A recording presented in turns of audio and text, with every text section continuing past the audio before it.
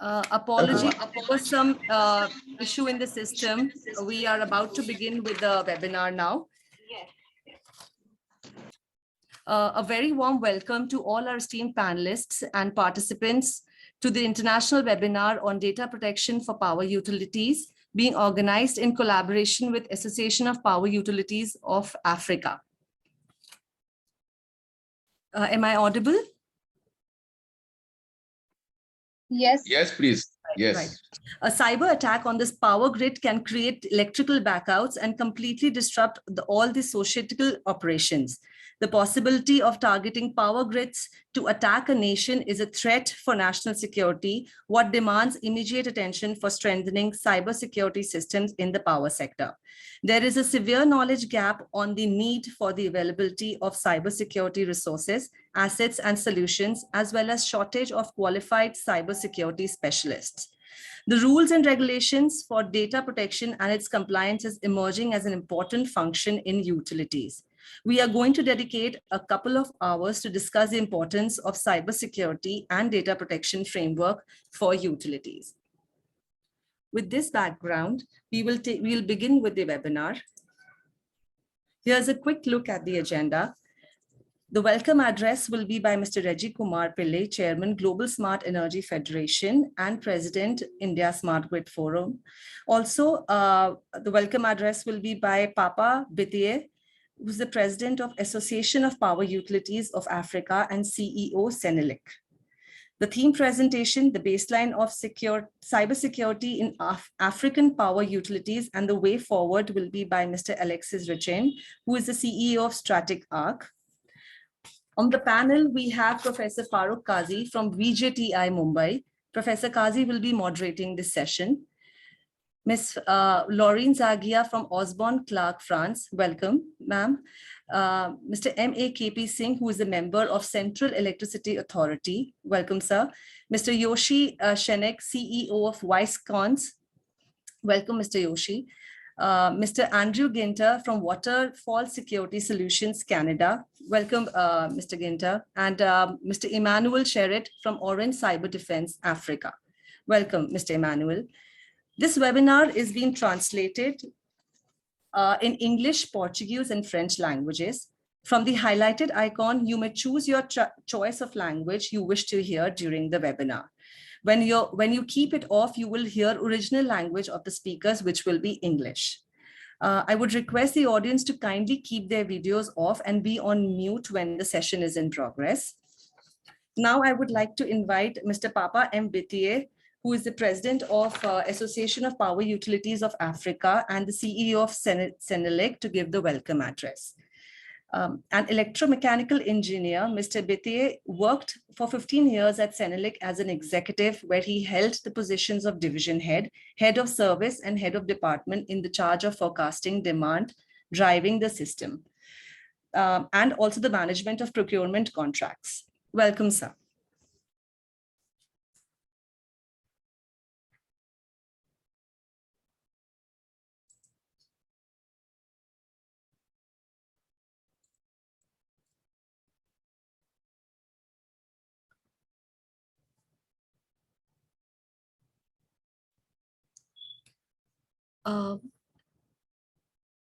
Mr. Bitiye?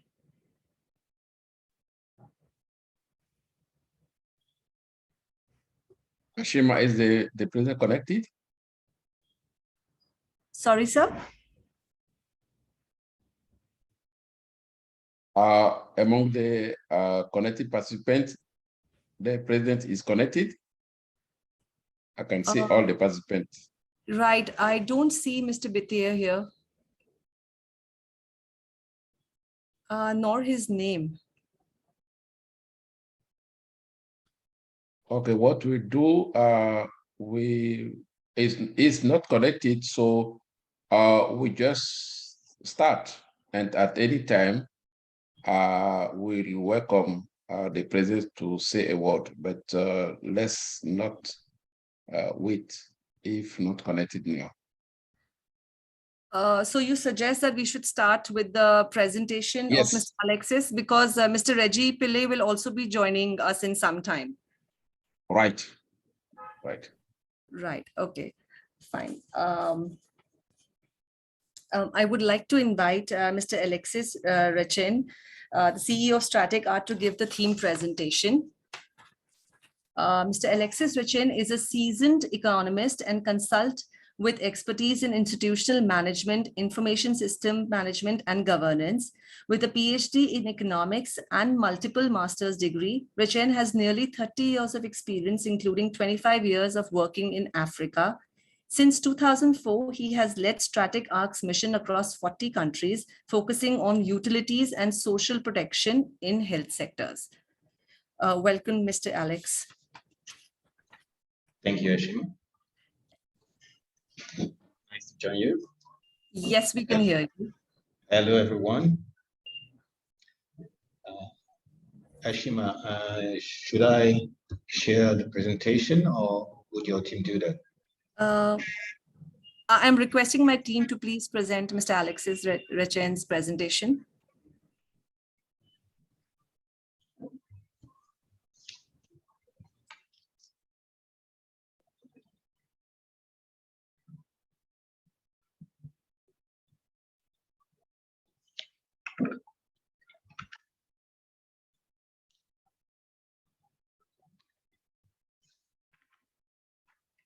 Okay, while we are waiting, I will just make the introduction maybe.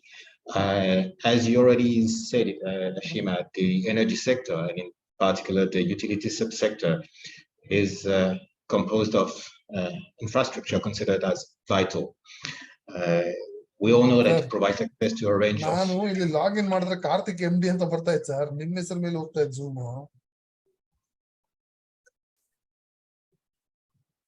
Sorry. Please go ahead, sir. Okay, thanks.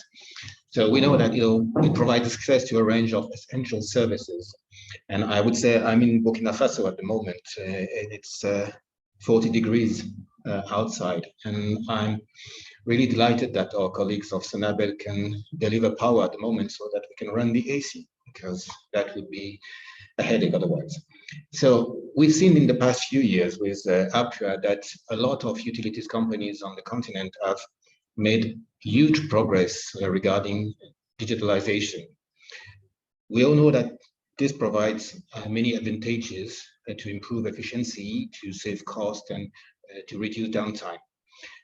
We have also seen that there is a significant increase in connected devices, especially with smart metering and already distributed generation and maybe behind the meter storage. So all this is just expanding the potential surface for cyber attacks on electrical systems, which means that this automation, this increased connectivity is also more vulnerable to cyber attacks. The question we asked to the members of APUA last year was, are we prepared? And are our data and systems safe?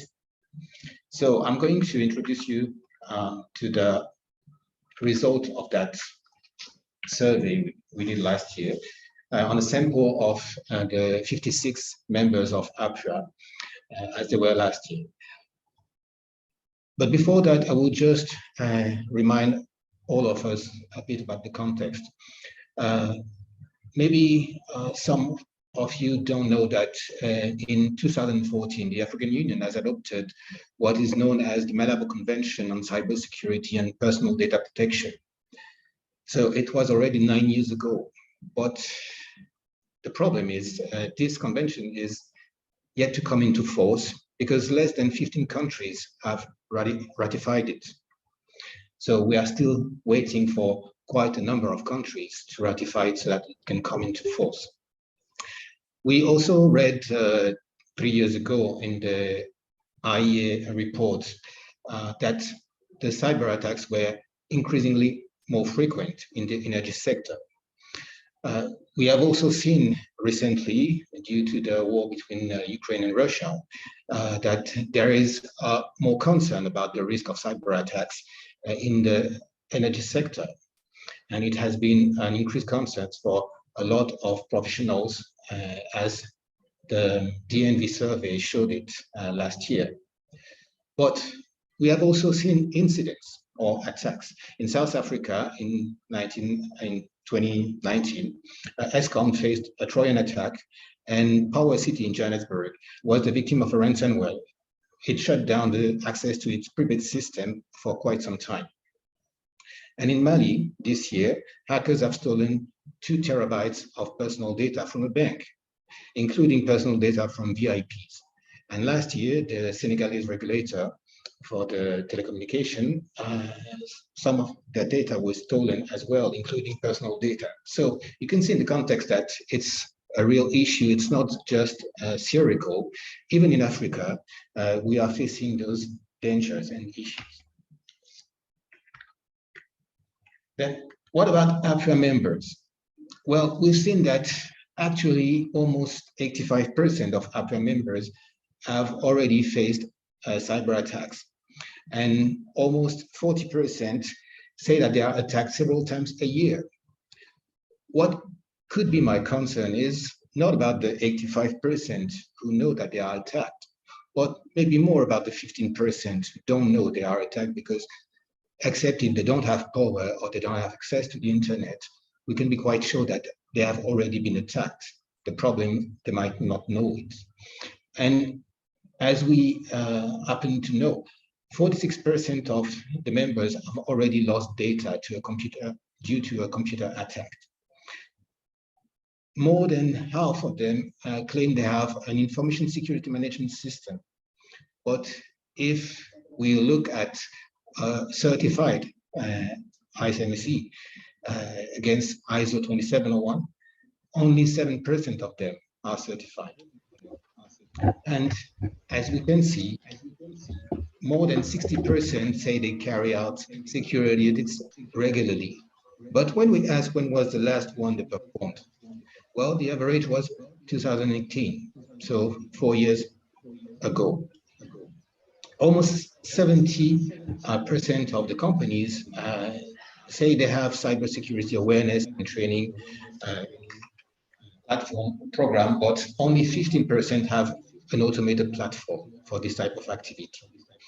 And as we all know, with the COVID period, teleworking was involved, but only 38.5% of the companies do have a specific teleworking policy and security measures dedicated. So, next slide, please. We also see that cybersecurity has only limited resources. 70% of companies spend less than 300,000 euros per year regarding information security. When you compare it to the turnover, it's just 0.04% of the annual turnover per company, which is quite low. When you look at the average number of resources dedicated to information security, well, there are just 2 people. And on these 2 people, one is an engineer, not always specialized in information security, and one is an IT technician. Less than a quarter of the resources hold a certificate like ISO 27001. And we included foundation, lead implementer, lead auditor. So we included all the certificates related to ISO 27001.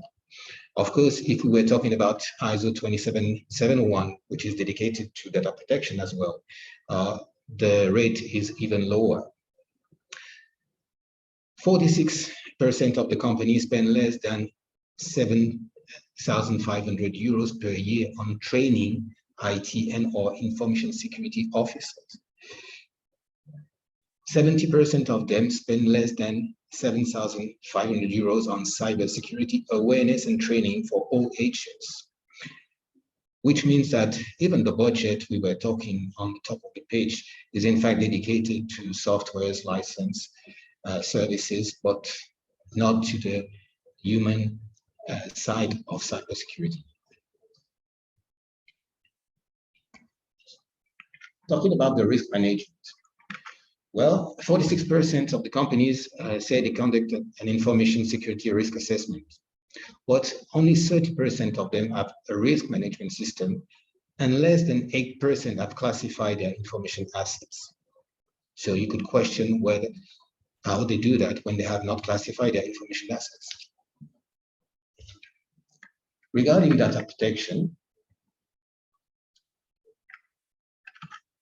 only 30% of the companies have developed a personal data protection policy, and less than a quarter use techniques like de-identification or encryption. While they are all using personal identifiers like telephone number, account number, and other information about people, individuals. And when you ask them if they have, what is their level of competence in the application of personal data regulations, most of them, in fact, they do rate it maximum 5 on 10, which means that they know that they don't have really good knowledge of the regulations about data protection. So what is, in fact, what are the key takeaways of that survey? I could provide you more numbers, but I think we already have enough numbers to realize that there is a real need for the firm's members of APRA to strengthen their skills and strengthen the skills of the actors in data protection and against cyber attacks.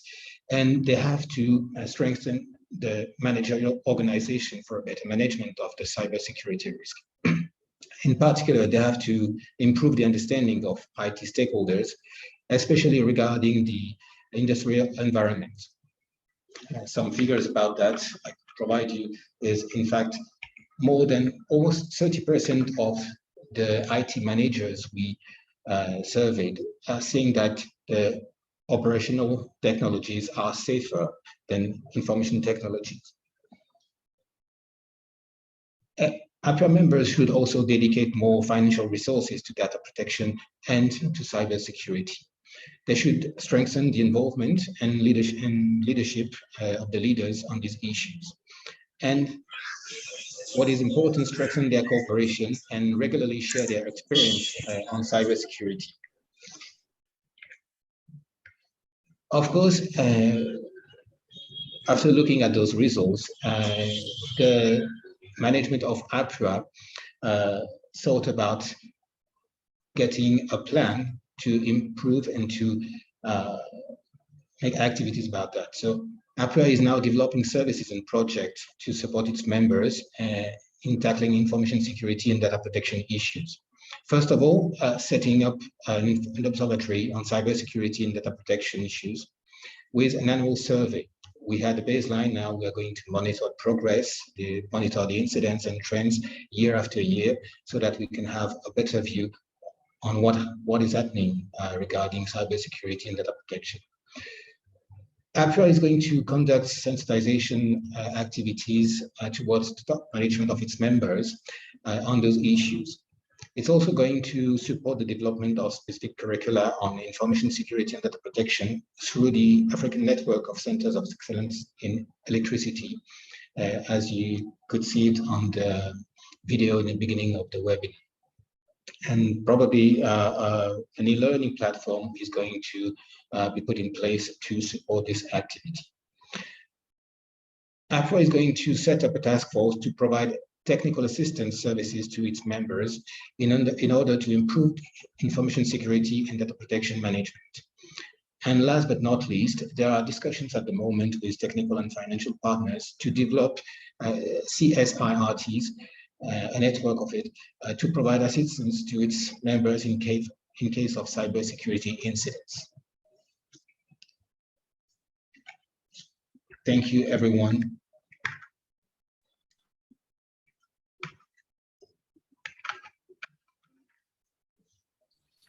Thank you, Mr. Alexis. Yes, thank you very much for the theme presentation.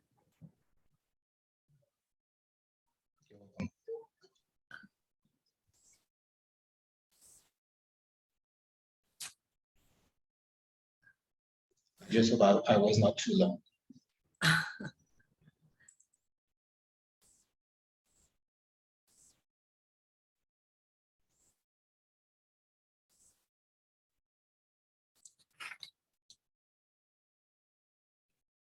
Yes, we'll now begin with a panel discussion. The session will be moderated by Professor Farooq Kazi. Dr. Farooq Kazi is currently a professor at Dean of the Research and Development at VJTI Mumbai, India. He works in the domain of cyber physical system and critical infrastructure security. Welcome, Dr. Kazi. We have Ms. Laurine Zagia, who's the Counsel of Osborne Clarke, France. Ms. Laurine has 10 years of experience in IT and data. She works with industrial clients from different sectors in France and worldwide and has built a strong and long relationship with them. Welcome, Ms. Zagia. We have Mr. Yoshi Shinek, CEO, Wisecons. I hope the slide is visible. Yes. Yes, it is. Yes, okay, great. Yes, go ahead. Mr. Shinek Yes, is go the ahead. founder for Wisecons and is a senior consultant in cyber entrepreneurship and business development at Israel Electric Corp. With over 47 years of experience in corp computer systems and technologies in utilities. Welcome, Mr. Shinek. Mr. MK Singh will be joining us in some time. We have Mr. Andrew Ginter. Mr. Andrew Ginter serves as Waterfall Security's Vice President of Industrial Security. In this role, Mr. Ginter promotes and communicates Waterfall's innovative technological approach to cybersecurity for industrial control networks and critical network infrastructure. Welcome, Mr. Ginter. We have Mr. Emmanuel Cherret from Orange Cyber Defense. Mr. Emmanuel Cherret has been working in the IT and cybersecurity sector for 19 years. At Orange Cyber Defense, Mr. Emmanuel Cherret is currently the managing director. He is in charge of building and developing activities in Africa. Welcome, everyone. I would request Professor Kazi to take the session forward. Yeah, thank you, Ashima, for introducing the panelists here. And at the outset, I would like to thank the organizers, Global Smart Energy Federation and Association of Power Utilities of Africa, for bringing this distinguished panelist today here on a common platform so as to discuss a very important issue that power utilities are currently facing with respect to cybersecurity. So sometime back in the presentation, Mr. Alex brought out a very scary reality, ground reality, in fact, about the current status of power utilities in Africa, but more also the similar type of situation is there in most of the part of globe. I remember around 2015 or so, when India's Smart Grid Forum had conducted cybersecurity preparedness survey of a couple of utilities, around 15 utilities, and the findings were more or less in the similar nature itself. So top 10 findings of those survey are available in public domain on the website of India Smart Grid Forum as well, if somebody would like to go through. And I don't see there are many things which have changed as compared to the survey that we did in 2015. As Alexis has rightly pointed out, that 85% utilities agreed that they were breached at one point of time or other. The main concern is about those 15% of utilities who do not know whether they were impacted by any cyber incident or not. And that is what is the major concern for these power utilities. So today in this particular panel discussion with our distinguished panelists, we would be having some kind of deliberation, mainly pointed towards understanding different types of cyber attacks. What are different technologies which are currently available and the approaches which are there for cybersecurity of power utilities? We would also be having a bit of discussion because a lot of confusion is there with respect to what kind of standards or manuals are to be used.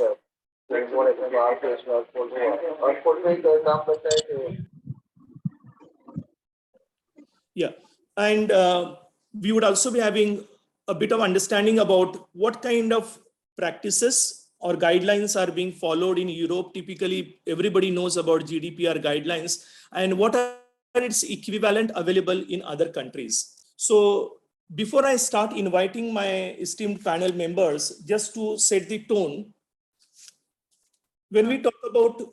sorry to interrupt, Dr. Kazi. Can you switch on your camera, please? Yeah, sure. Right. And also before we start the session, I would request the panelists to switch on their cameras. We would like to have a group photograph. So Definitely, it'll be my pleasure, in fact. can we do it right away? As you wish. Yeah. If all panelists are there, then probably yes, we can do that. Requesting all those panelists to please switch on their camera. We would like to have a group photograph before we start the session.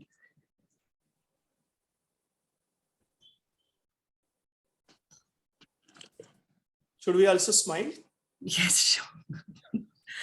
Requesting my team to please take the picture of the panelist, the entire group photograph. Please let me know once it's done.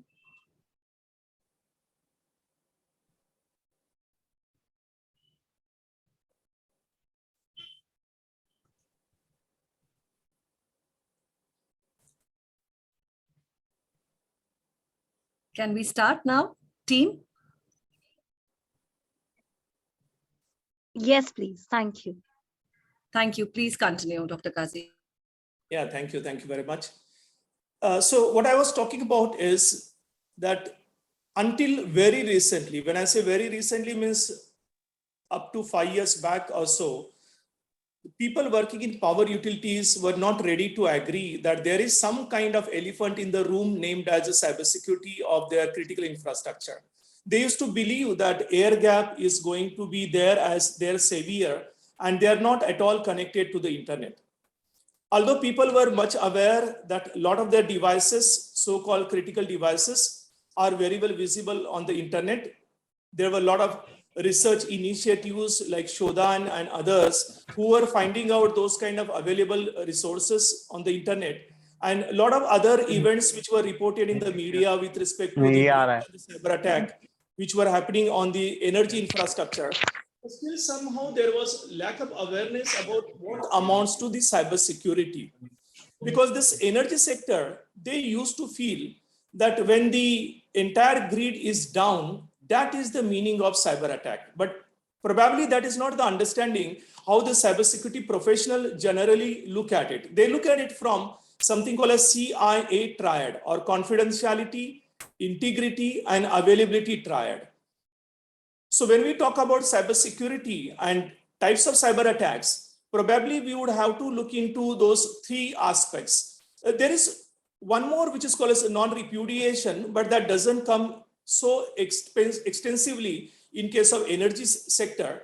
But when we talk about data privacy, when we talk about the confidentiality and other things, surely the CIA triad comes in the picture, where people in the power grid used to put availability on very top on agenda, and followed by the confidentiality and integrity part. Whereas IT security used to put in other way around. They used to have more stress given to the confidentiality as compared to availability aspect.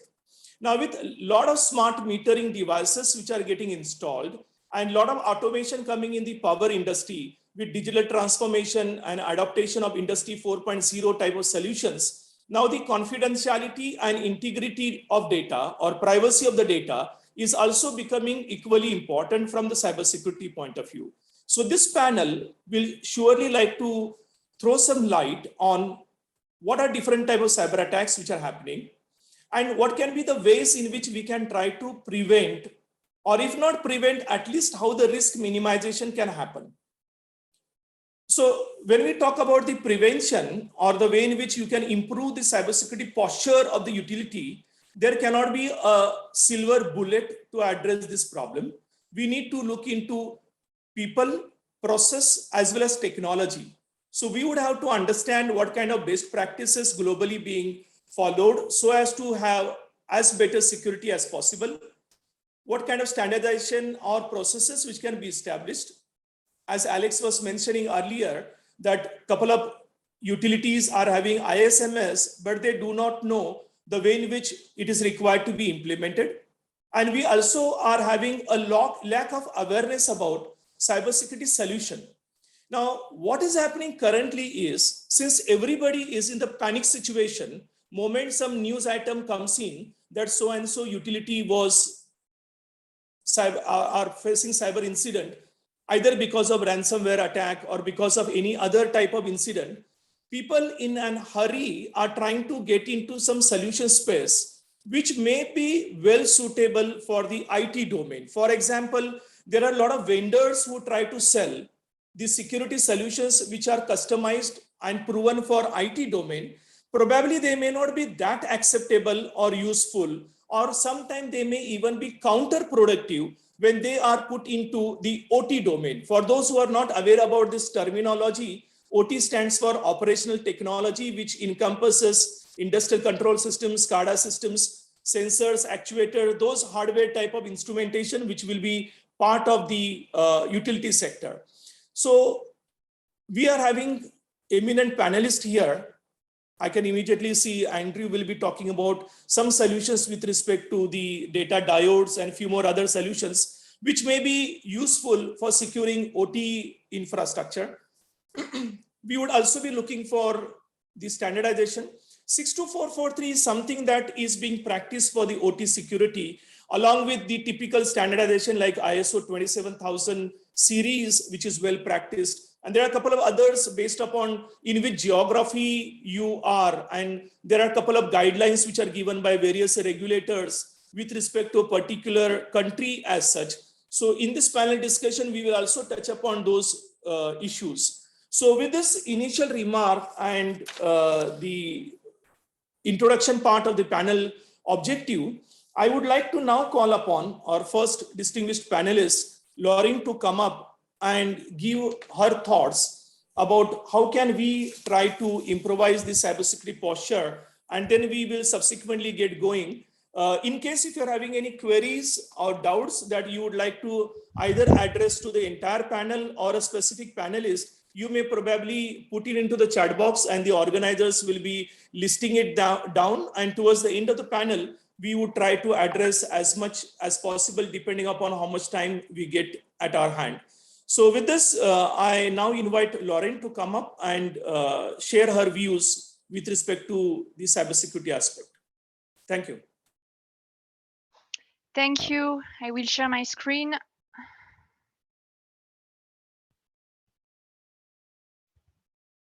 Yes, yes, your screen is visible. Okay, good. If you can make it full screen, it will be even better. Yeah. Yeah, it is there now.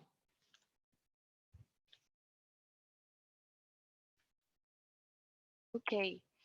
So good morning, good afternoon, everyone. Bonjour à tous. Just a quick introduction. I work in Osborne Clark, Paris, a law firm dedicated to digital business, and I specialized in IT and data. Many thanks for letting me speak in this webinar. My topic is GDPR, of course, in the energy sector. When I started being a lawyer 10 years ago, real estate assets, patents were the most valuable assets. Today, my clients cannot stop talking about data. Data is becoming more and more important in our lives. And we have to consider GDPR, of course, but our clients want to have data strategies and data businesses. So in 2 words, what is the GDPR? GDPR applies since 2018, and we will celebrate in a few days its 5th birthday. It applies within the 27 countries of the EU in the same manner. But of course, some countries have decided to go further, such as Germany, for example, with the double opt-in. Everyone is interested in, or I should say afraid of the GDPR because the penalties are phenomenal. Up to 4% of the global turnover, or 20 million euros. In France, we have a strong authority, the CNIL, that can find both Google and, it's a true example, countryside doctors. GDPR in the energy sector, what is it? We can think that there is not so much personal data in energy, but this is not true. And these data are extremely sensitive. For example, when we talk about smart meters, Alexis Richin already talked about smart meters, and it was a good example. A smart meter is an electronic device that records, for example, information such as consumption of electric energy, voltage levels, current, and power factor. Smart meters give access to really sensitive data, such as information on privacy of the occupants of the house, wake up and bedtime hours, period of absences, number of persons present in the house. Smart meters are the result in Europe of a legal obligation to modernize networks in response to European directives. And you must know that we cannot refuse in our home the smart meters. They are mandatory. The daily consumption data, which is the consumption over a day, is collected by default. However, the detailed consumption data, hourly or half hourly, is not automatic and collected only with the subscriber consent. In 2019, the French Data Authority ordered to some energy companies to comply with GDPR. The collection of the consent was not specific and clear enough, and the retention period was too long. It was five years from after the life of the agreement with the users. And in 2022, EDF was fined 600,000 euros. So the energy sector is in the sights of the data protection authorities. What happened with EDF? EDF did not comply with its obligation in terms of commercial prospecting and the rights of data subjects, especially because no consent was requested and the privacy notice was really poor. Another example that I would like to take is a smart city. A smart city uses information and communication technology to improve operational efficiency, share information with the public, and provide a better quality of government, services, and citizen welfare. Eiffage in France launched and built the first French smart cities in Marseille, and this project was entirely focused on technologies. For example, we had IoT inside buildings to check consumptions, alert transportation needs, shared parking, connected devices in each apartment, internal social network, and CCTV. We had also energy coaching. There was a ranking between the residents to monitor and reduce the costs. We had a sea-loop technology, heating or cooling buildings using the deep waters of the harbor of Marseille. And we had also triple play access, web, TV, phone, and other services. And when we worked for Eiffage, we had to assess all these services and draft the agreements with the provider, but also with the residents accordingly. We also analyze the data flows and validate such data flows from a legal standpoint. So why you should comply with GDPR even if you are not localized outside the EU? First, because many local legislation, and in Africa in particular, are inspired by the GDPR. Then our clients, and most of the time, adopt a GDPR everywhere approach, meaning that they apply the GDPR even if European citizens are not concerned. They want us to draft data processing agreements between African countries, for example, where GDPR does not apply. And this is not about to stop, as the EU has started the process of hugely expanding the legislative framework around data. Currently, we have the AI Act, the Cybersecurity Act, the Data Act, the Data Governance Act, the Data Services Act, e-privacy regulation, European Data Hub, European Health Data Space. It's a lot of incoming regulation. Not everything will be released for sure, but compliance with data regulation has only just begun. And I am done. Yeah, thank you, Lauren, for giving us information about various compliances which European Union or France is imposing in terms of protecting the data and giving us idea about GDPR. We will come back to you depending upon how the questions are coming up from the audience towards the end of the session. I would like to now call upon Mr. Yoshi. You can unmute. Yeah, I'm here. Yes, sir. So it's all yours. You can give your views with respect to the data protection and cybersecurity for power utilities. Okay, so just share my screen. Just a moment.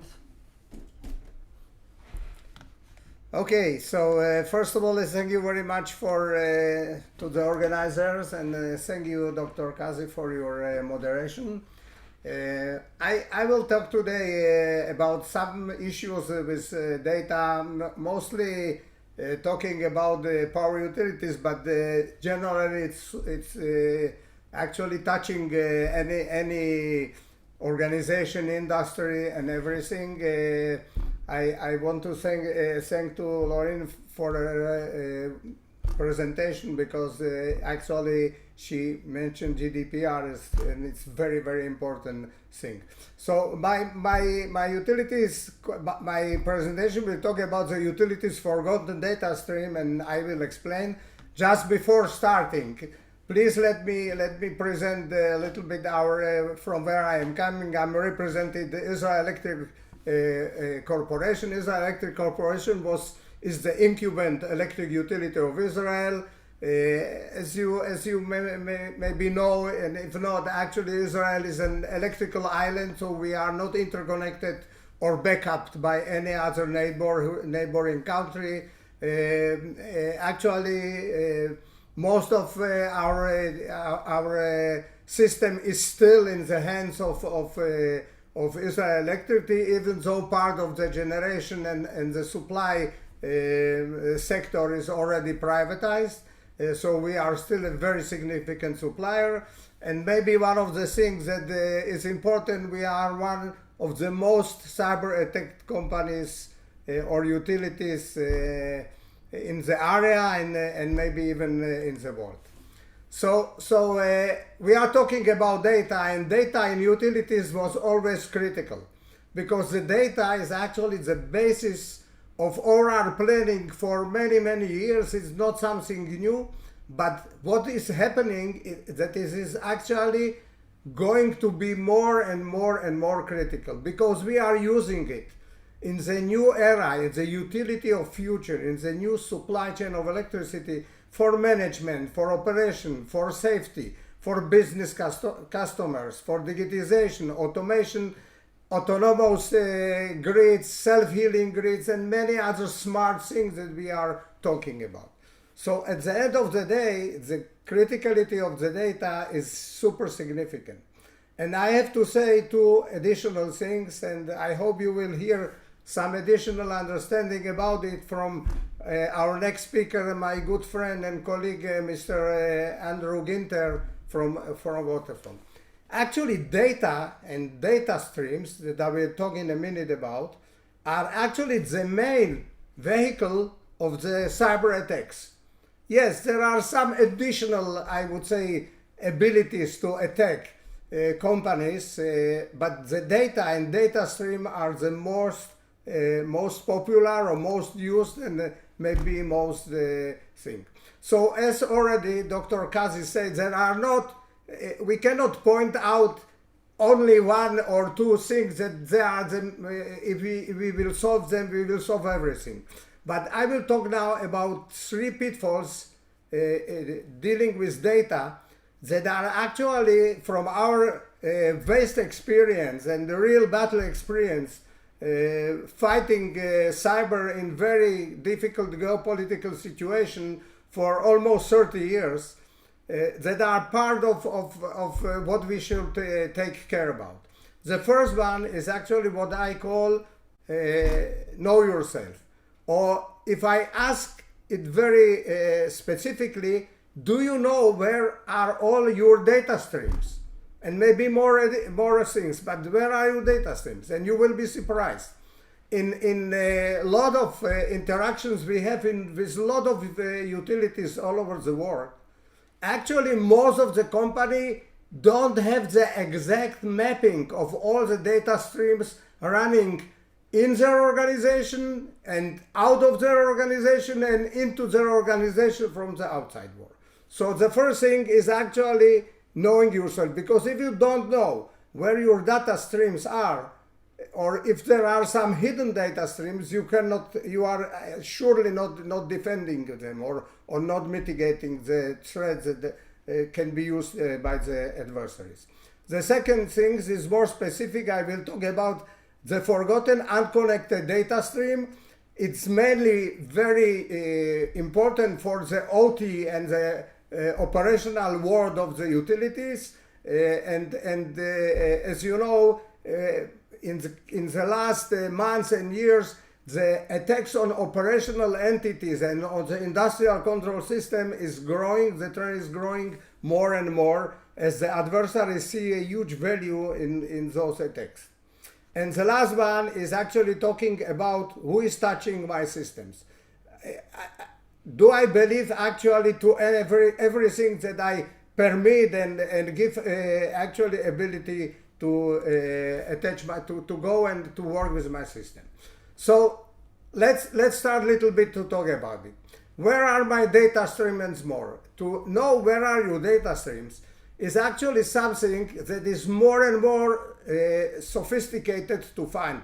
Why? Because our systems, our control systems, our business systems, our interaction with our customers, and many different things are making our systems, our infrastructures more and more sophisticated, more and more complicated.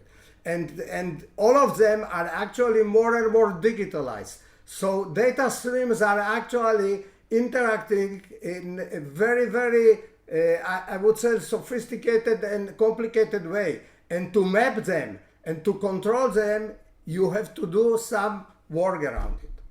Unconnected data stream. You know, most of the utilities in the world, at least that I am familiar with, are not greenfield utilities.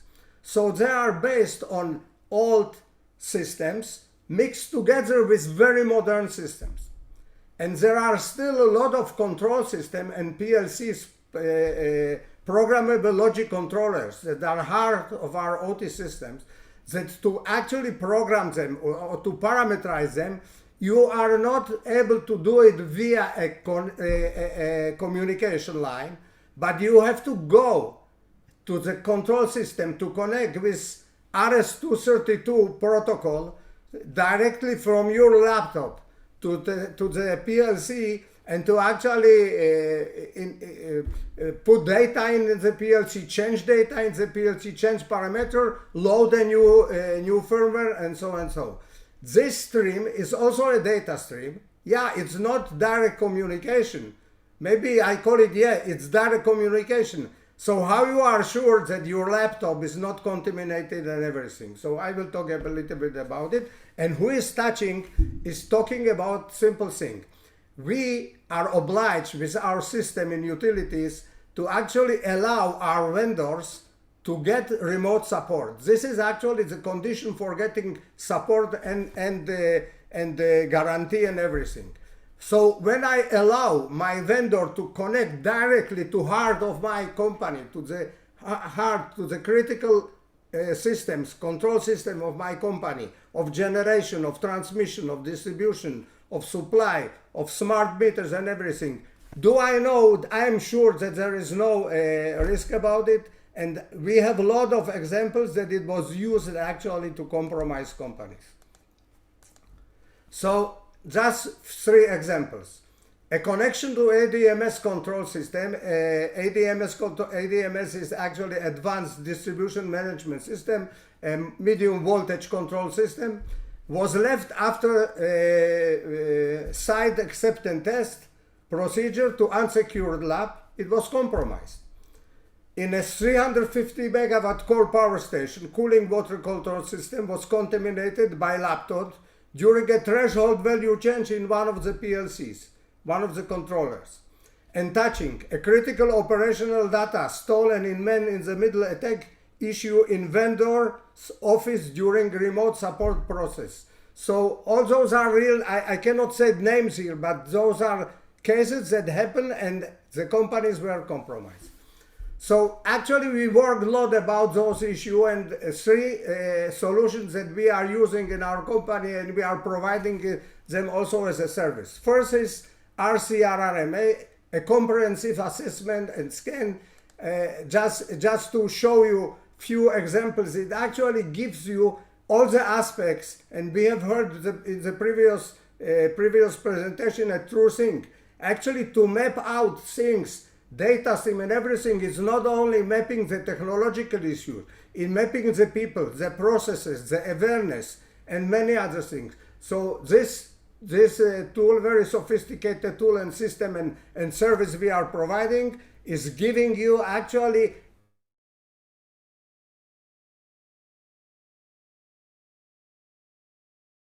assigning your better visibility and ability to do. The second one is called Access, secure remote access for highly sensitive environment. It's based on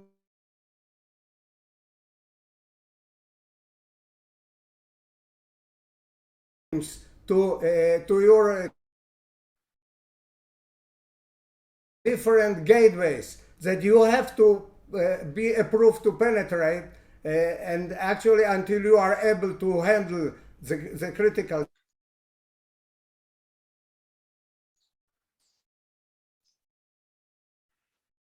transfer model, many other things. So very sophisticated system. That's called info. The info system is actually securing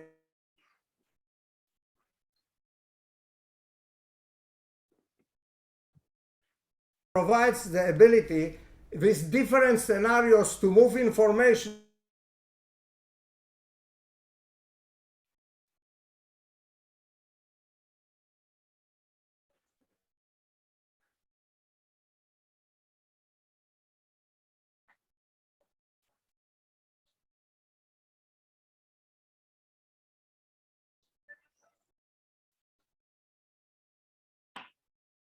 Yoshi, I think you are on mute. Can you unmute?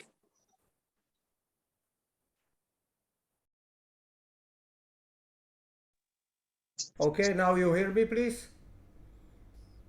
We can hear you. Yeah, okay, so, and you see the presentation yet? I'm ending, this is my last slide. Actually, as you can see, the info is actually controlling and cleaning and inspecting any kind of information streaming from any way to your critical systems, including the case I described from your laptop via RS-232 connection, very old protocol connection to your critical PLCs. And again, it's additional tools that we are using, providing, and actually it helps to actually clean your system. So just for the finish, actually, thank you very much for your listening, and we will be happy actually to be in connection with anybody and to assist him to overcome those huge challenges of handling data in critical infrastructures and critical systems. Thank you very much. Yeah, thank you, Mr. Yoshi. Participants, the request is if you are having any queries or questions to our distinguished speaker, you can put those in the chat box, and towards the end we would be taking up all those questions. Sir, I also have one question, but I will take it towards the end. Particularly, I would like to know after the first round of panel interaction is done with respect to zero trust architecture and how it is useful for the power utilities. But probably you may answer this towards the end, because in one of your slide, I could see that. And the case studies that you brought in are really very much useful, because many utilities are somewhere around those three scenarios that you talked about. So probably we'll come back to you, sir, with a couple of more questions once we are having the other panelists sharing their views. So now next. No problem. I'm here. Sure, sir. So next, I would like to invite Mr. Andrew Ginter and request him to share his views as well. Sir. Thank you very much. And thank you, Yossi. I mean, Yossi and Yossi and Waterfall. I mean, I work for Waterfall. We've worked together for a very long time. I've had the opportunity very recently to work with Yossi, but Yossi is one of the pioneers in this space. He helped invent a lot of the techniques that I document in my latest book on securing operations. So it's high praise when he says something kind about me. Thank you, Yossi. Let's share my screen here. I have just a couple of slides. To Yossi's point, yes, the topic here is data protection, but what we observe the world's most secure industrial enterprises, power plants, transmission systems, even some distribution systems, certainly balancing authorities, transmission system operators, the big iron of the electric system. What we observe them doing is, yes, we have to protect the data. Yes, GDPR is important on the business network. There's generally no GDPR data in the operations in a power plant. You have no customer information in the power plant. The focus in the power plant, yes, we have to protect the data, and we need protection from data, because all cyber sabotage attacks are data. The only way that a control system can change from a normal state to a sabotaged state in a power plant, in a power grid, the only way that change can come about is if attack information enters the control system somehow.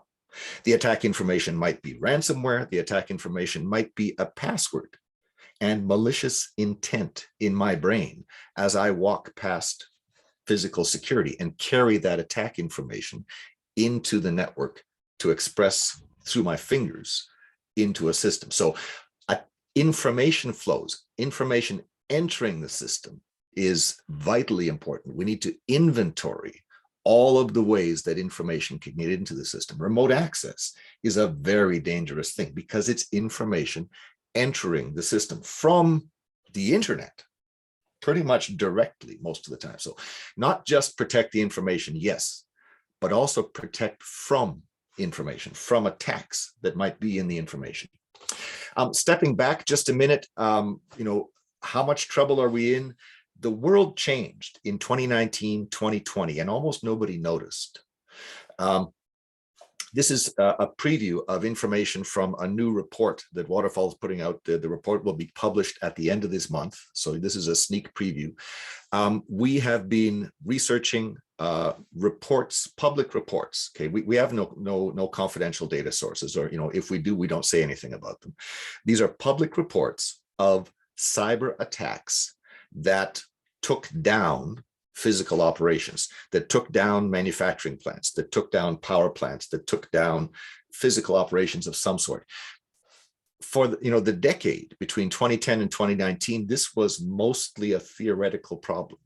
How many cyber attacks in 2010 had physical consequences in heavy industry, in manufacturing? How many cyber attacks had physical consequences? There was one. It was Stuxnet. We all heard about it. How many were there in 2011? There was none. Zero. There were lots of attacks on industrial operations, but none of them had physical consequences. They were all defeated before anything happened in the physical process. So since about 2020, we have seen the number of attacks with physical consequences doubling every year. we don't have the final numbers yet. We're still adding it up, but it looks like around between 150 and 200 industrial sites went down last year because of cyber attacks. And it's doubling every year. So you can do the math. How many more times does it have to double before everything is going down every year? Almost all of these attacks are ransomware. The rest of them are some nation states and some hacktivists. But this is no longer a theoretical problem. It's a real problem, and we have to do something about it. Something I wanted to mention is a new initiative in the United States, is one that I'm tracking very closely. It is called a National Cyber-Informed Engineering Strategy. So this is a strategy for engineering mitigations, engineering approaches to managing cyber risk. This is something that has been done. Parts of this have been done for a very long time, but it has not. It's never been brought together into sort of one body of knowledge. So this initiative is bringing it together. And what is it? It is talking about engineering grade protection for physical operations. Where do we protect the data and where do we need protection from the data? The difference is usually at the connection between the IT network and the OT network. On the IT network, what are the worst case consequences? If someone steals our data, what happens? We have encrypted machines, we have to erase them. We suffer a few days of downtime. We can't take orders. We leak our customer information into the world. Oh no, we suffer lawsuits. These are all business consequences. What's the worst case outcome of an attack on our industrial network? The worst case is physical. We don't have power. The community doesn't have power. We've damaged a turbine that's going to take us 6 months to repair. We're going to have no power for 6 months. And generally, many of the consequences on the OT network are unacceptable. So when we have unacceptable physical consequences, this is where we see the extra layer of protection coming in. Using techniques that Yossi was among the pioneers for, to protect operations from data. I'm one of the things I do, I write these books. I don't invent these techniques, but I try to take what I see in the community and talk about it and give it a name. So the name that I'm using for this sort of protection from data is network engineering. We need engineering grade protection for physical operations, in addition to protecting the data on the business network, and to some degree protecting the data on the industrial network. What's the main tool that we see people using in the space of network engineering? It's a unidirectional gateway. The gateway is defined by the NIST standard as a combination of hardware and software. The hardware can send information in only one direction. It sends information from the industrial network to the business network, so that the business can profit from that information. As several of the speakers before said, look, everybody is automating their operations. Everybody wants better efficiency. And all modern automation involves computers. All computers run software. All software can be hacked. All automation introduces new targets for cyber attacks. And data in motion, access to the data, is the lifeblood of modern business automation. You need access to the data. You need connections. The connections. So, for 30 years, we've been deploying more automation, more targets. For 30 years, we've been connecting those targets, creating more opportunities to attack targets in the industrial space. Unidirectional gateways give us access to the data. The hardware can send the data from the industrial network out to the business, where we can profit from the data, and lets no zero attacks back into the industrial network. It lets no information back into the industrial network. If no information gets back, no attacks get back. And there's software involved. The software makes copies of servers. You have, if you have a SQL server, an Oracle server, an OPC server, whatever you have on the industrial network that is the source of your industrial data that you need to share with the business so you can automate the business, the gateway logs into that data source. The software asks for all of the latest data, takes that snapshot of data, sends it through the weird one-way hardware, and on the outside, puts the data into an identical data store. If it's OPC on the inside, it's OPC on the outside. If it's Pi on the inside, it's Pi on the outside. Now everybody on the outside, on the business network who needs the data for business efficiencies, can access the data from the copy that's been set up instead of going direct to the industrial network and putting that network at risk by sending information into the network. You know, if we send a polite question into the network, into the industrial network through a firewall, we get data back. If we send an impolite question, we are attacking the industrial network right through the firewall. So this is something that gives us the benefit of connectivity, gives us the access to the data without giving us the risks that come from connectivity. That's a detail. If you want to look inside, you know, this is what it looks like under the hood. There's the transmit hardware with, you know, fiber optic senders, a receive hardware with a fiber optic receiver. There's a short piece of fiber on the front. There's a physical divider down the center. There is no cross connect in the unit. The only connection through the unit is fiber, and it's not physically possible for the device to send anything back in the other direction because there is no laser on the right side of the receiving circuit board. That's what I had for you. I'm with Waterfall. We've been around for 15 years. We build these unidirectional gateways. You know, we document what the world's most secure sites do differently. They ask different questions. They get different answers. They don't ask, how do I protect the data? I mean, they do ask that, but that's sort of a second priority.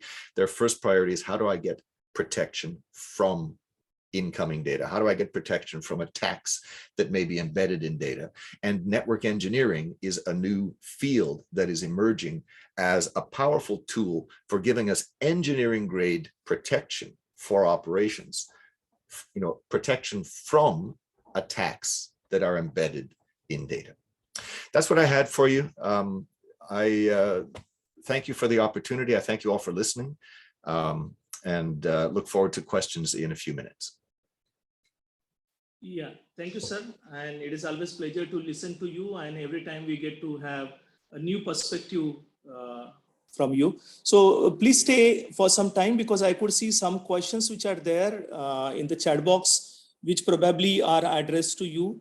And we will take them up towards the end of the session. So I now request Mr. Emmanuel to kindly share your views here. If you are there around. Mr. Emmanuel.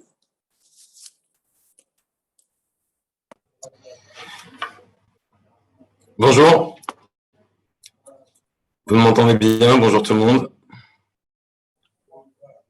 Yes, sir. Welcome. Bienvenue. Merci. Donc, je me mets les slides. Attendez, une seconde.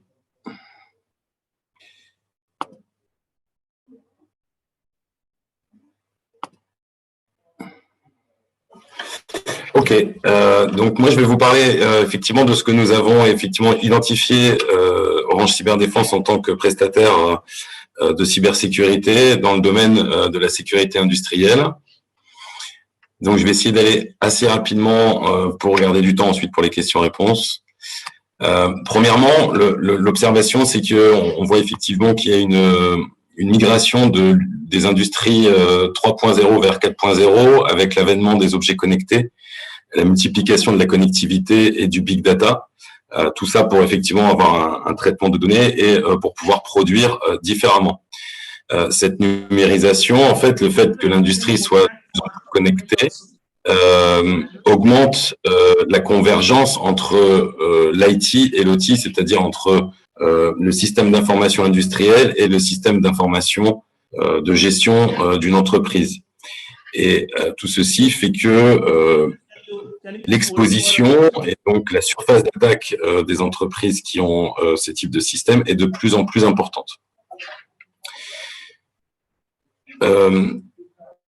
la problématique que rencontrent donc les grands industriels, c'est de concilier cette transformation digitale avec la cybersécurité. Il y a quelques années, on parlait du air gap. Aujourd'hui, le air gap on le considère comme étant un mythe. Le air gap, c'est quoi? C'était une mesure de sécurité qui consistait à isoler physiquement un système pour le sécuriser de tout réseau informatique. Aujourd'hui, avec justement cet avènement de la connectivité et de la digitalisation, on se rend compte que ce air gap n'existe plus. Également, on se rend compte de plusieurs éléments concernant les sociétés industrielles, c'est qu'ils travaillent sur des systèmes qui ont une très longue durée de vie, sur des IT qui sont en général propriétaires. Il y a assez peu de compétences IT également sur site. Et puis, il y a très peu de sécurité by design. Et les choses, en fait, et tout ça, c'est le contexte, mais après, les éléments qui font qu'il y a une accélération, effectivement, de cette insécurité industrielle, c'est justement l'évolution de l'usine 3.0 vers 4.0, c'est l'avènement des objets connectés, c'est les communications machine to machine, le big data, et puis bien sûr, tout le cloud computing. J'ai essayé de ramener quelques chiffres clés pour donner certains éléments chiffrés. Donc, on voit effectivement qu'il y a une augmentation très forte des attaques sur les SI industriels, plus de 30% courant 2020. Alors ça, courant 2020, c'était le Covid. On a gardé ce chiffre parce qu'il était très parlant sur un semestre. Donc, on voit effectivement qu'il y a vraiment une tendance forte, et je vais le montrer après sur des slides d'après. Également, une difficulté à détecter les attaques et à y remédier. Donc, on a environ 200 jours estimés pour découvrir une cyberattaque au sein d'un réseau et 70 jours pour y remédier. Donc, on voit qu'en fait, les solutions de détection et de réaction ne sont pas spécialement au niveau, notamment sur les systèmes industriels. Également, on voit sur le continent africain que environ 50% des ICS ont subi des attaques. Donc, les systèmes en fait de contrôle industriels ont subi des attaques. Donc, c'est vraiment des tendances qui sont très fortes et qui sont amenées à se développer. Quelques chiffres également supplémentaires. 57% des sites industriels ne possèdent pas de protection de leur poste de supervision, qu'on appelle le SCADA. Donc, c'est quasiment 2/3. 40% des installations industrielles ont des connexions directes vers Internet et 53% des installations industrielles possèdent des systèmes d'exploitation qui sont obsolètes parce qu'il est toujours difficile sur ce type de système, en fait, de mettre en place les dernières versions, de faire du patch management. Donc, on se rend compte qu'il y a beaucoup d'installations qui sont avec des systèmes obsolètes qui, du coup, embarquent de nombreuses vulnérabilités. Cependant, la sécurité industrielle est un élément essentiel pour le métier et pour assurer notamment la sûreté, la disponibilité des installations, la productivité et la maintenabilité de la production et de l'usine. Donc, on voit que la cybersécurité est maintenant au centre des problématiques des décideurs dans le monde industriel. On voit également une intensification des attaques et des menaces. Donc, vous voyez dans le graphique ici, en fait, c'est l'augmentation des vulnérabilités en 10 ans. Donc, c'est vraiment exponentiel le nombre de vulnérabilités détectées. Et puis, également, l'impact croissant par rapport aux attaques qui ont eu lieu depuis une dizaine d'années. Mon collègue tout à l'heure parlait de Stuxnet. Effectivement, c'est une des premières attaques d'envergure en matière de sécurité industrielle. Et on voit que depuis, effectivement, il y a des impacts de plus en plus forts en général, notamment sur le dernier qu'on voit en haut, c'était le système d'oléoduc américain qui a été paralysé par un ransomware pendant quelques jours et avec un impact très fort, notamment de pénurie d'essence sur la côte est américaine. Donc, on voit effectivement que les impacts des attaques sur les systèmes industriels sont de plus en plus importants. Ici, j'ai remis en fait les principales attaques qui ont touché des entreprises de type industriel, et on voit celle de l'énergie, c'est celle où on a mis un petit éclair, donc Stuxnet, bien sûr, qui est très connu, Black Energy, par les Russes, effectivement, il y a quelques années, c'était avant la guerre, comme le disait aussi mon collègue, mais qui a mis dans le noir plus de 225 000 civils sans électricité, et Triton, également qui a corrompu en fait des systèmes de type PLC.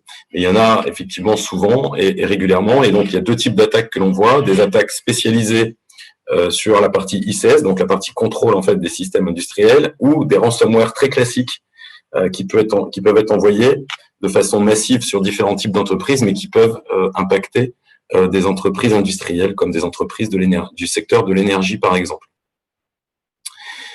Donc tout ça, c'était pour effectivement vous montrer un peu l'état des lieux qui est pas très rose. Donc en gros, pour schématiser, c'est de plus en plus d'attaques, une ouverture des systèmes d'information et un manque de maturité et un manque de protection de la part des entreprises sur la partie OT, donc la partie informatique industrielle. Par contre, il y a des référentiels qui se mettent en place et on voit qu'aujourd'hui, il y a des normes internationales justement pour aider à améliorer cet aspect. Et il y en a plus d'une cinquantaine. Et il y en a deux principales qui ressortent. C'est IEC 62443 qui effectivement traite de la cybersécurité dans le monde des systèmes industriels. Et puis bien entendu, un référentiel que vous connaissez tous qui est générique, l'ISO 27000. Donc il y en a beaucoup d'autres, mais en tout cas, celles-là sont des normes en fait très intéressantes que vous pouvez regarder, sur lesquelles vous pouvez vous appuyer. Nous réalisons des audits de sécurité basés sur ce type de référentiel pour garantir effectivement une bonne couverture du risque à nos clients. Très rapidement, par rapport à Orange Cyberdéfense, notre approche en matière de protection des entreprises dans le secteur industriel, en fait, c'est un accompagnement à 360 degrés qui va prendre en considération l'ensemble du cycle de vie de la menace, mais qui va prendre aussi en considération le niveau de maturité et l'existant de l'entreprise. Parce qu'il faut être très pragmatique dans notre approche. On ne peut pas demander à un système industriel d'aller aussi vite qu'un système d'information de gestion classique. Et donc, il faut y aller étape par étape et donc avoir une approche très pragmatique. Et donc, nous allons proposer différentes étapes en fonction du niveau de maturité, bien entendu, du client. Et pour les clients qui souhaitent démarrer, on va toujours démarrer par l'étape 1 qui est le fait de diagnostiquer, de faire des audits, de sensibiliser les opérateurs, de former et aussi surtout de cartographier. C'est-à-dire qu'il y a une très mauvaise connaissance des assets présents sur les systèmes d'information industrielle et donc il est très important de démarrer par une cartographie pour découvrir ce que nous avons sur notre réseau pour ensuite pouvoir le protéger et mieux connaître effectivement le mode de fonctionnement de l'entreprise. Donc ça, c'est la partie identification à la fois des risques, des vulnérabilités et des niveaux de maturité. La deuxième étape, ça va plutôt être la protection.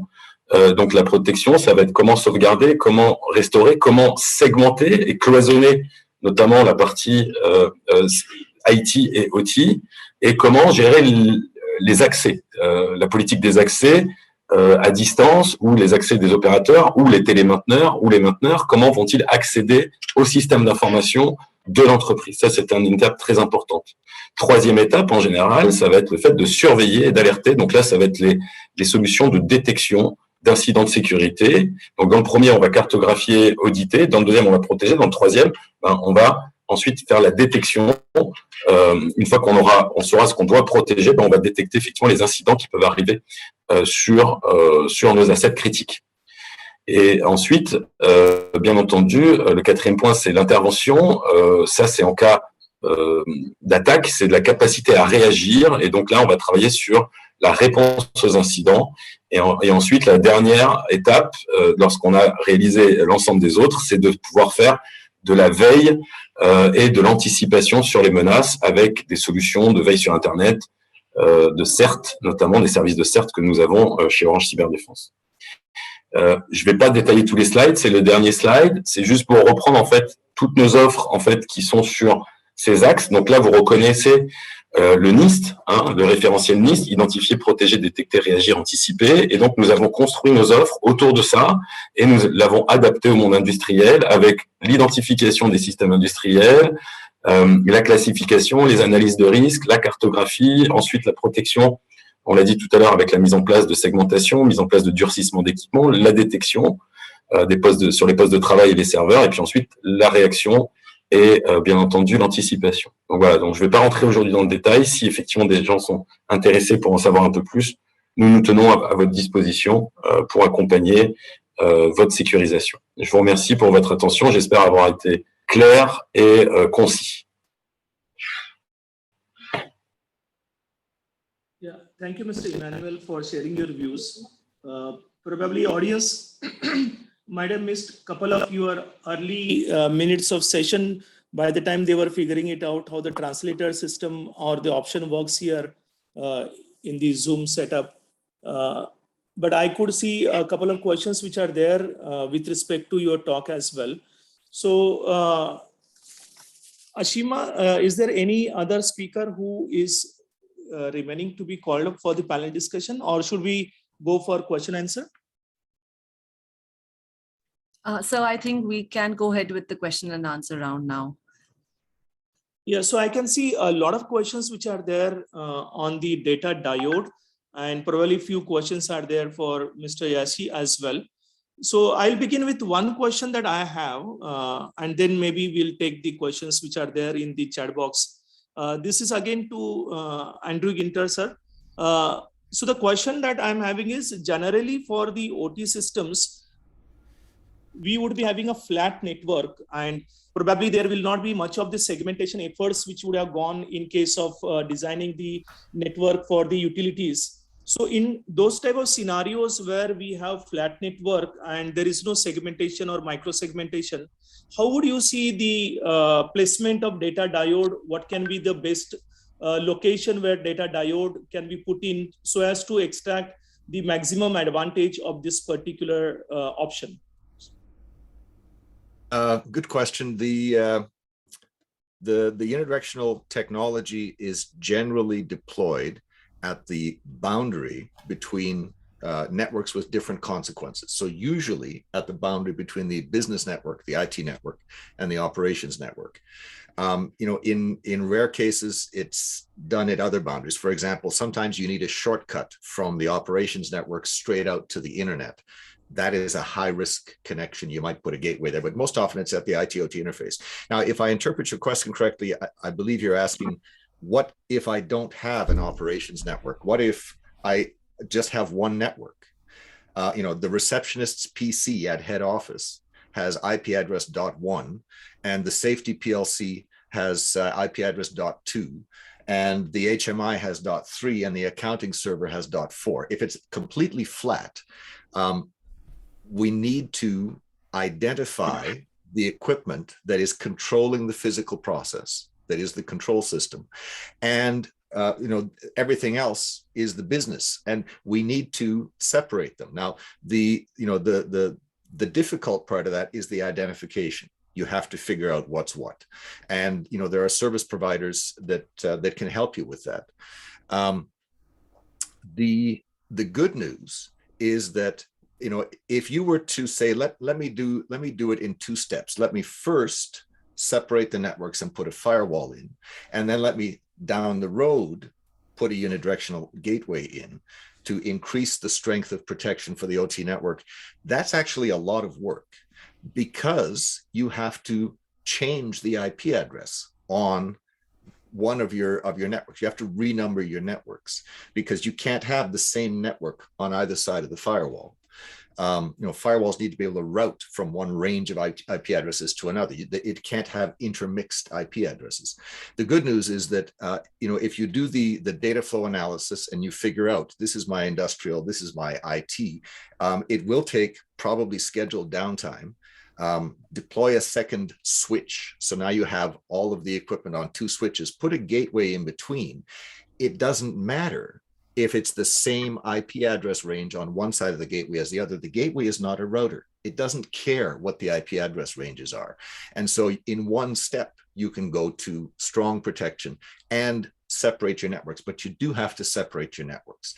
If your question was instead, where would I put a gateway inside of my OT network? My industrial network has PLCs and safety systems and protective relays and HMIs and everything all flat. Usually you do not put a gateway inside the OT network, because everything inside the industrial network is at the same level of consequence. If it's compromised, everything fails, bad things happen, equipment is damaged. In a sense, it's all the same. You put the gateway at the boundary, which is almost always the IT-OT interface. Thank you very much. Can we take other questions? Yeah, so those are there on the screen. So the first question is addressed to Mr. Yoshi. Can you see that, or I can read it? So what were the three solutions mentioned by you in your presentation, Mr. Yoshi? Yeah, okay, thank you. Actually, I mentioned three of some other solutions. The three solutions that I mentioned, one is called RCRRMA. It's actually a very unique and rapid assessment of actually three domains: maturity, readiness, and risk. And actually, part of it is actually delicate mapping of anything on everything. And I think Andrew, in his answer just a minute ago, said that one of the things that you should do is actually to identify what belongs to what belongs to OT, what belongs to this network, actually where are your data stream. And it's part of the solutions that we are providing, in addition to many other understandings of your organizational cyber posture. So this is the first solution. The second solution is called Sophic Access.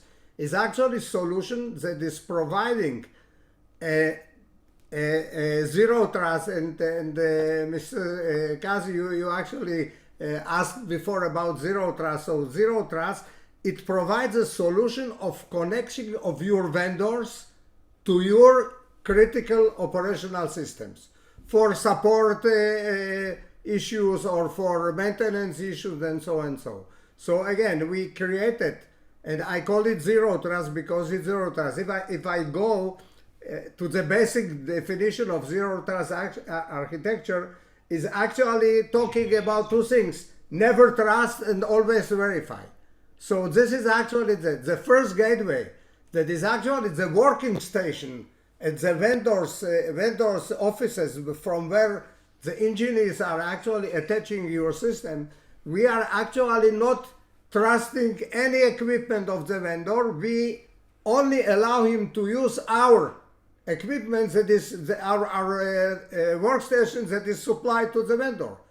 And even though we are checking anything, everything. So those 7 different stations or gateways that I talk about are actually gateways that are providing and not trusting any identification. We are using a sophisticated HSM protocol with 3 different controls on the way, just to be sure that if one of the controls is failing, the 2 others will not allow anybody to connect to our system. So it is in general, and I will be more than happy to provide more detailed information to anybody that needs. The third one was, it's called Sophic Info.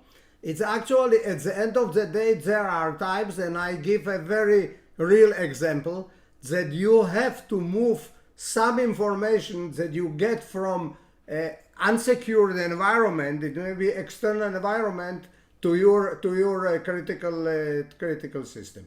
And one example that I gave is actually to systems that are part of your control system, but still not connected via communication, but you directly connect to them. But many other issues, for example, you will be surprised, but most of the patches or upgrades that you are receiving from your vendors for the critical equipment are sent to you by emails.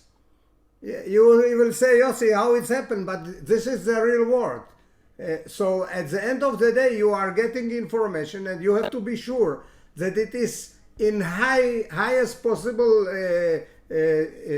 security, secured, not contaminated, and without anything. And this is what is Info doing. It's actually very sophisticated, multi-layer, multi-tool programs that even is able to check binaries and different things without harming them, and to do it.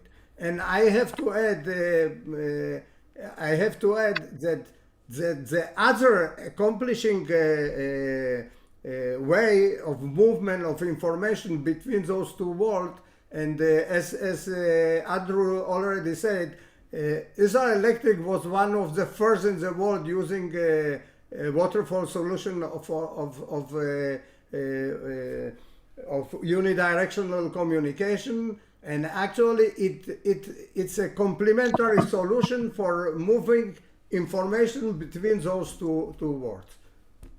Unidirectional, and in case you have to bring information into your operational system from the outside world, do it as protected as much as possible. And this is the third service, the SOFIG info. So RCRMA, access, and info, those are the three solutions. Yeah, thank you, sir. And side by side, you also answered my question as well on the zero trust architecture. But please stay back for some more time, because question number 3 also seems to be addressed to you. If you can read it out, or I can also read it for you. The question says, how can you detect IEDs connected to ADMS system attacked or compromised? Oh, but sorry, if I may interrupt, one of the other panelists has their hand up. I think they were hoping to comment on one of the previous questions. Sure.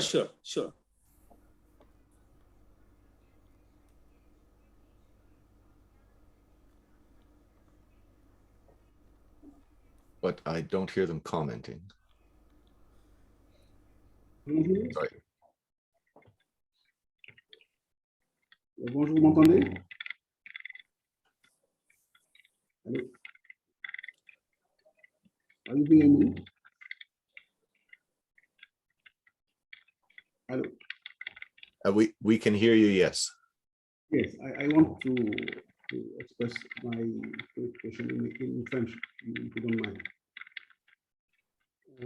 Ok, en fait, c'était pas par rapport à, c'était plutôt par rapport à la convergence dont je parlais tout de suite. No. You've gone quiet. You hear me now?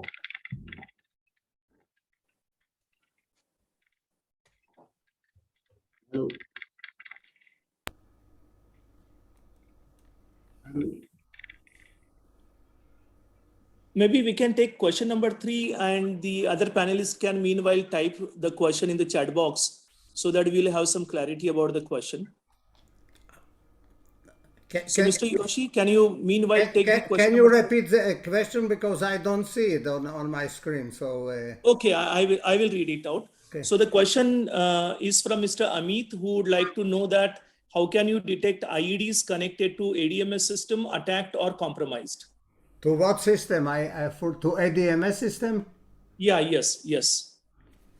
Look, actually, at the end of the day, it's dependent how the ADMS system is actually installed and how the IDs are installed and what is the level of control of those IDs in the systems. So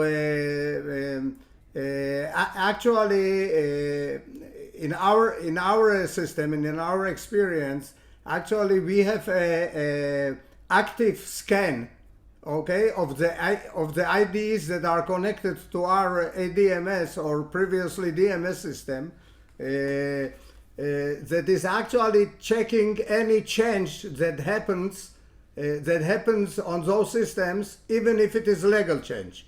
So and this is actually logged and screened after or analyzed after then continuously. So this is the way that we are doing it. We are using our proprietary system around it, or procedures and software around it. But there are other vendors that are doing it. And I have to say one thing: the main effort is actually preventive effort. So we should invest, and you should invest mostly in any steps to prevent, because actually monitoring, mainly in the OT system, or extensive monitoring and additional functionality that you actually put on the different PLC CPU on your IDE devices and on your end devices is actually, and the end of the day limited in kind of by the producers and by the technology itself. But two things: prevention, and the second thing is a very comprehensive monitoring of our IDEs about any change that we can actually see, and it includes valid changes, and then immediate or almost near real-time immediate analysis of this change. This is the technology. Again, if more information is needed, I will be glad to send it or to be in connection with Mr. I don't see his name, so sorry. Yeah, so his name is Amit, who has asked this question. Okay. And I hope Mr. Amit would have got answer from Mr. Yoshi. So thank you, sir. And I could see there are a couple of other questions, but specific panelist name to whom it is to be addressed is not mentioned.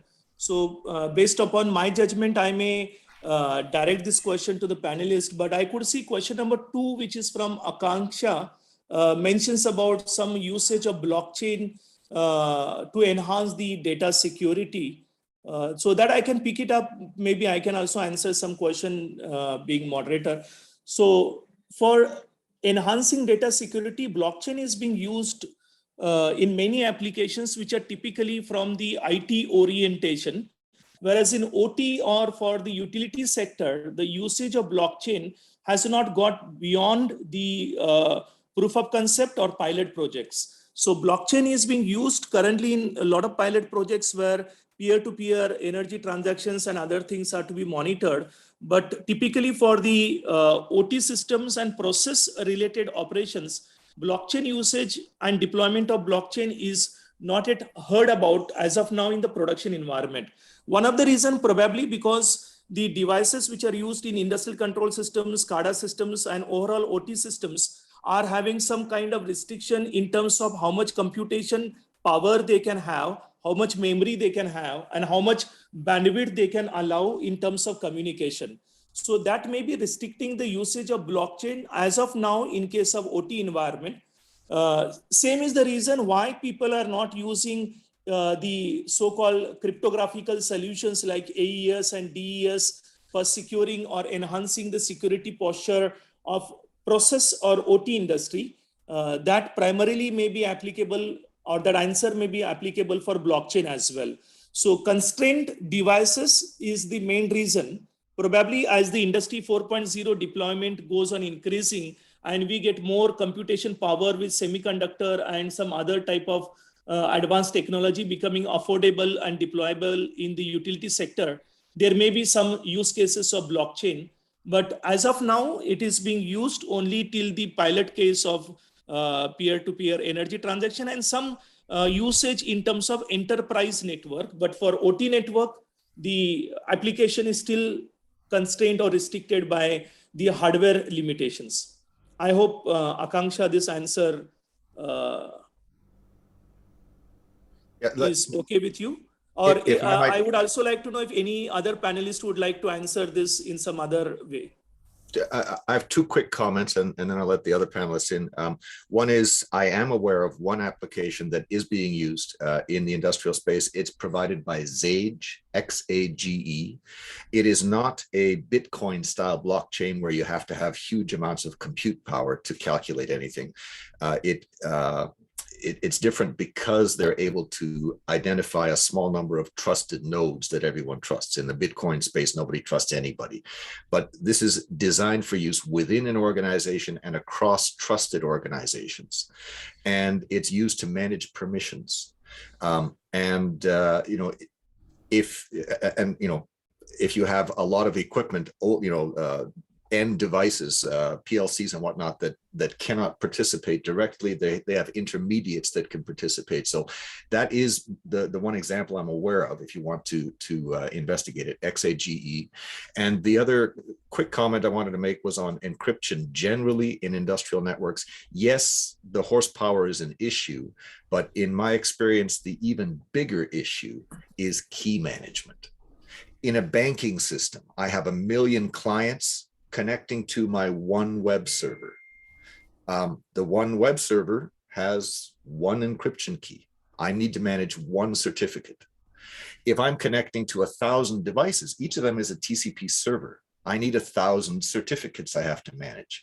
How do I time them out? How do I refresh them? How do I manage the permissions for those? That's the real problem, is managing, is the key management for these crypto systems, in my experience, not so much the horsepower. But sorry, those were my comments. Dr. Kazi, I have also actually 2 short comments, if you allow me.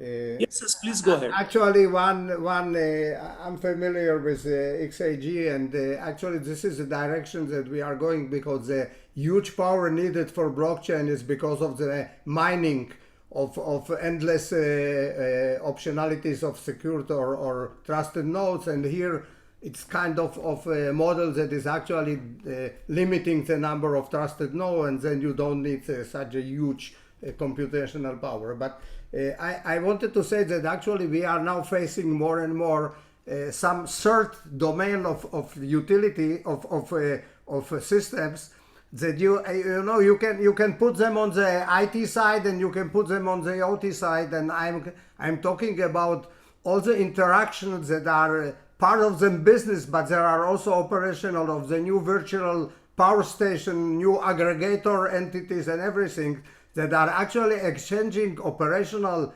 information, not directly or not the core information of how your power station or everything is working, but still operational information that is actually keeping the ability to provide secured and reliable electricity and available electricity to your country or to your area. And this is kind of mixed of IT and OT environment, and in those processes between the ISOs and the TSOs and the different new entities and players in the utility and the utility of future, what we are calling, we are more and more seeing that blockchain technologies are used.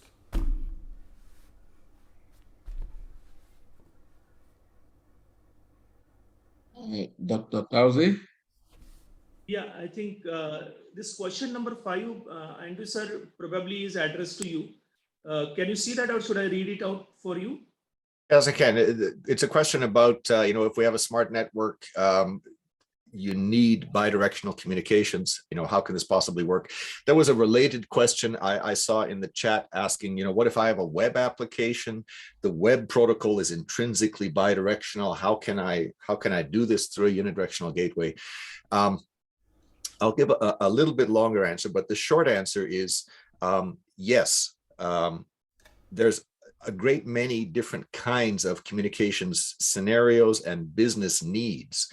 And this is why when I wrote the Black Book, Chapter 6 laid out 20 different network designs, each of them with business different needs for communication, different business needs that had to be satisfied, and laid out an architecture saying how each of these sets of needs could be met. So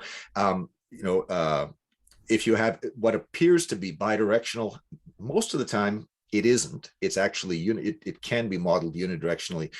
Chapter 6 has the 20 in there.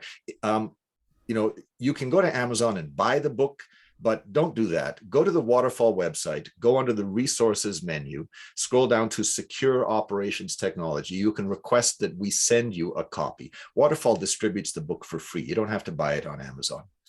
And then you'll have access to all 20. To the web server example in a little bit more detail, what we do is we make a copy of the database. Usually it's a SQL server or a MySQL database in the industrial network. We make a copy of that out to the business network, and we stand up another web server on the outside network. And now you interact normally with that copy of the database. It has all of the live data in it, as if you were interacting with the web server on the inside. So there's tricks like this that are a little bit counterintuitive. But yes, if you need information coming in, you do not set up 2 gateways and send requests on one and answers on the other. That's what a router does. What you do is replicate different servers in different directions. And, to Yossi's point, you look really hard at the data that's coming in to your production network, because every bit of data is a potential threat. The data needs to be as little as possible. It needs to be as abstract as possible. A short piece of XML saying, give me 3 more megawatts is way safer than 73 new PLC register set points that in effect give you 3 more megawatts.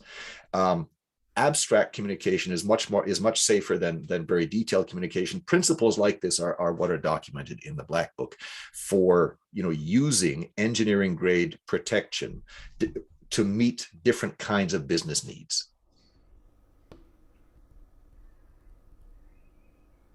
Thank you, sir. Thank you. I see one more question here on the screen. It's from Shravani. So I'll read out this question in short. Dr. Kazi? Yes, sir. Dr. Kazi? We have more questions by the participants. Some of them raised hand. So if we can have possibility to address the one question in French from Papagay Soulegay, and then another one raised the hand. If after this question we can go to the floor. Sure. So this current question that I can see on the screen is from Shravani, and what it says is how the power sector is getting ready for post-quantum era. So I request if any panelist would like to volunteer for this question. I can talk a little bit about it, but again, it's a very broad issue, so maybe others have other idea. So one of the things that actually raised our concerns and not only utilities but many other concerns was actually dealing with the encryption mechanism. The main concern was actually that the huge power of quantum computing will actually will be able to crack the current algorithms of encryption that are based on actually as many as possible endless combinations to find until you find the encryption mechanism of the data. I think that in at least the last year, this problem was already close or nearly close to solution, because new encryption, quantum-based encryption techniques were actually found and checked and founded. So this is one thing.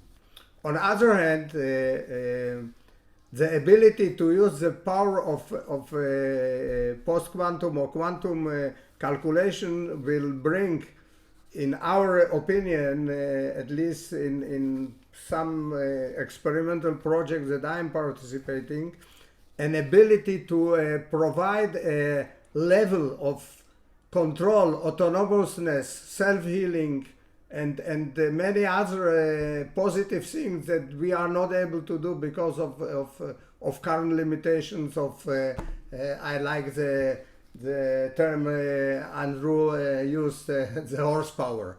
So this is actually the positive side of what we see. Those are my 2 points that I shortly can talk about. Any other panelists who would like to add upon this? No, I think Yossi said it well. I agree completely. There are algorithms that are coming into use. It's a question of using a quantum-proof algorithm. I see it as a natural migration. The next time, once one of these algorithms comes into widespread use and has been widely tested by cryptanalysts and quantum cryptanalysts, it's a matter of upgrade the software and you're using the post-quantum algorithm. Yes. So I request organizers to just check the timeline if we are having any more time to take this question. If we are running out of the time, then probably we can take these questions and reply them back offline, if that is also permitted. I request Ashima to please let us know. Yes, that will be ideal, Dr. Kazi. In case any unattended questions, they can write to us directly and we will get them, revert back on them. Okay. So thank you, Ashima. And thank you all panelists and the participants as well for making this panel discussion interactive and bringing about the reality of what is the state of cybersecurity in terms of power utilities globally. I now request Ashima to take this discussion forward. Mr. Abel, there is a question that you want us to address? Yes, I feel that what we will do as we are short of time, the question addressed in French will be translated and sent to the panelists. We will respond to all the participants who have questions, and we will also request the participant to continue sending us any question that they cannot give here, so that we continue working on the theme, because even with 2 hours, we know now that the time is short to discuss this very important issue. So we will gather the question, have them translated, so that all the speaker can be able to respond to them, and we'll revert to the people who send us the questions. Right, we can do that, Mr. Abel. Thank you very much. Thank you, Dr. Kazi, for moderating the session so well. We are now heading towards the end of the session, and I'd like to invite Mr. Abel to give the vote of thanks. Mr. Abel is currently the Director General of the Association of Power Utilities of Africa, formerly known as the Union of Producers, Transporters and Distributors of Electric Power of Africa, which he led as Secretary General from 2008 to 2012.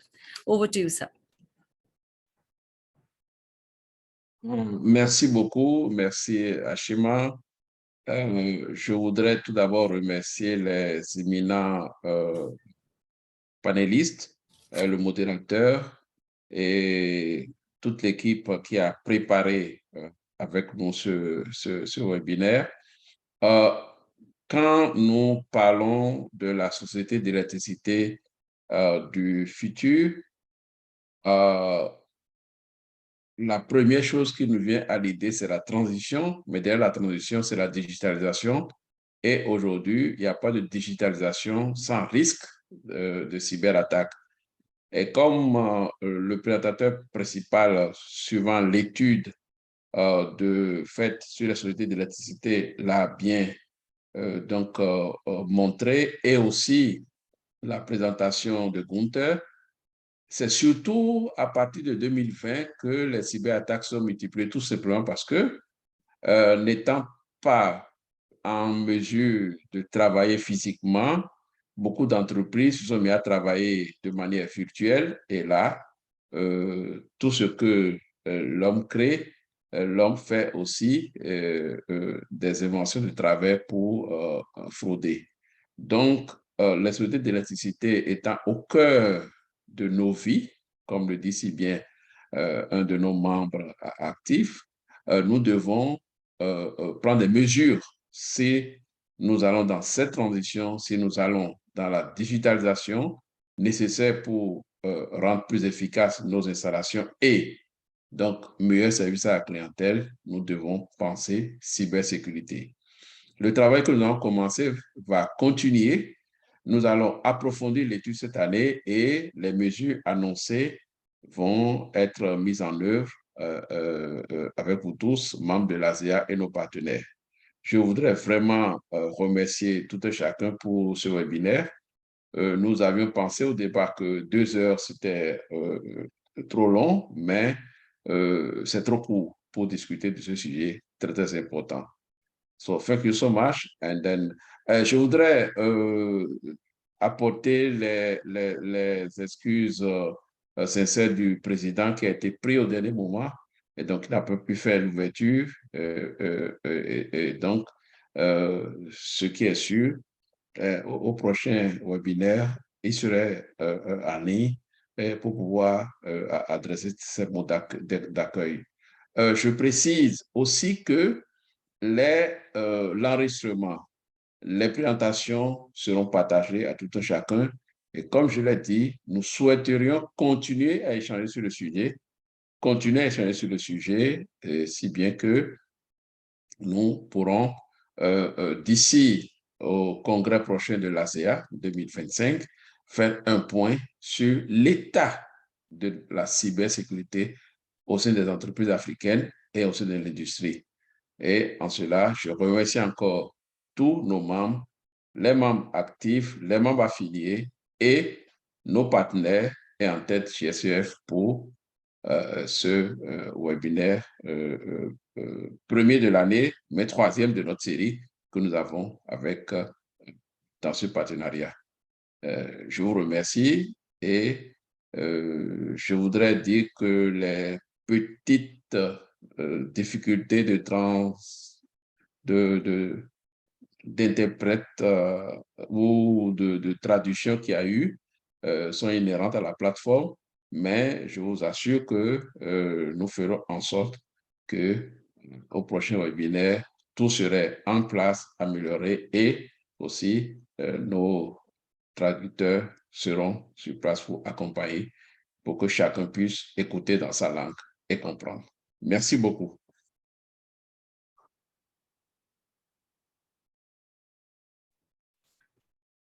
Thank you, Abel, for the vote of thanks. With this, we come to the end of the session. Thank you to all our esteemed speakers for sharing their insights and knowledge on this platform, and the participants for joining us and making the webinar more engaging. Thank you very much.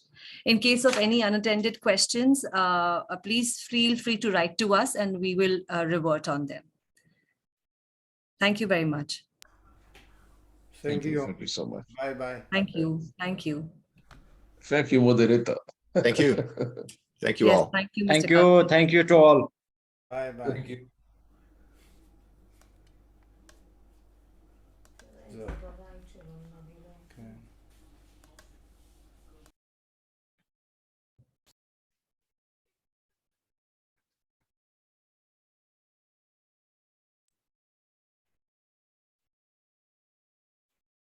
Thank you, Sneha, Parul, Sagar, Devaj, and Shashi for, for organizing this with me. Thank you so much. Thank you, Ashima. Thank you, everyone. Thank you, Ashima. Thank you. Bye. Bye-bye. I hope I've not left anyone.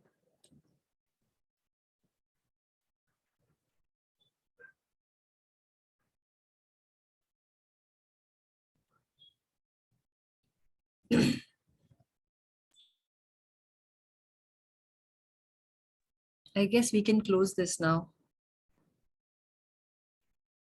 Sure, I'll just close it. I was waiting for Shashi to copy the chat. Okay. Shashi, can you confirm?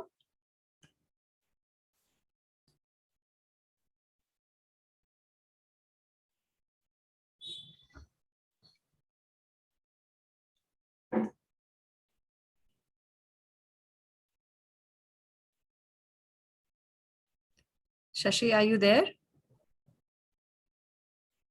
I think she's not there. Let me just try to copy in that. Ma'am मैंने copy कर लिया chat पूरा. Okay, perfect. Sagar, एक Word document में you can do Sure, that. ma'am. And you can mail it to me and Ashima. Okay, ma'am. Okay, Shashi is also confirmed. Now I'm closing the meeting. Thank you, everyone. Thank you. Thank Okay, you. bye, ma'am. Thank you. Bye.